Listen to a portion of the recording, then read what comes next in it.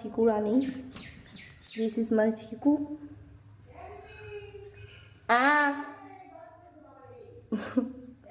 বাবা বাড়ি আসার আগে একে আবার খাঁচায় মানে রাখতে হবে। খাঁচায় বলতে খাঁচায় রাখি না, আমরা জাস্ট নর্মালভাবে রেখে দিই।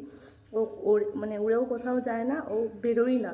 আমরা যতবার চেষ্টা করি ওকে একটু ছাদে নিয়ে গিয়ে ঘোরাই, ও সেই ছাদের থেকে সেই সিঁড়িতেই ঘুরে চলে আসে। তো আমার ভাই কিছুদিন আগে নিয়ে এসেছে, তো এর একটু ডানা মানে পাখনাটা একটু হয়তো কিছু হয়েছিল বা কিছু হয়তো কেউ হয়তো কামড়ে টামড়ে নিয়েছিলো, তো পাখনা হয়তো একটু খুলে গেছিলো, তো ভাই পেয়েছিলো নিয়ে এসেছিলো, সেই থেকে আমাদের বাড়িতে আছে।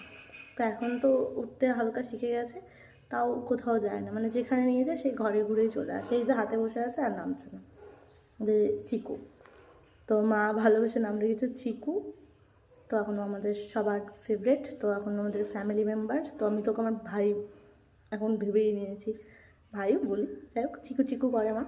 তখন মায়ের খুব পছন্দ, কিন্তু একটা সময় আমাদের বাড়িতে কেউ এরকম পছন্দ করতো না, বাবা পছন্দ করেন এসব, কারণ এরা পটি করে পছন্দ করেন।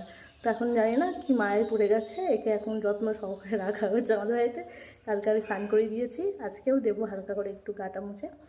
তো এই যে ইনি এখন কি করছেন কি ভাবছেন বুঝতে পারছি না। তো এখন ভাবছে, খুব ভাবনা চিন্তা করছে অনেক বেশি।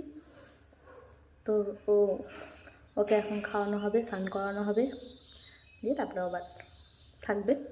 আবার পরে বিকালবেলা ছাদে নিয়ে গিয়ে আবার একটু রেখে দিই। ছাদেও একা একা একটু হাঁটে, কিন্তু উনি হাঁটবেন না, মানে সেই সিঁড়িতে এসে এক কোনায় গিয়ে এরকম করে বসে থাকবে। দেখ চিকু, তোর সাথে আমার কিন্তু আবার অনেক দিন পর দেখা হবে, তাই তো? হুম।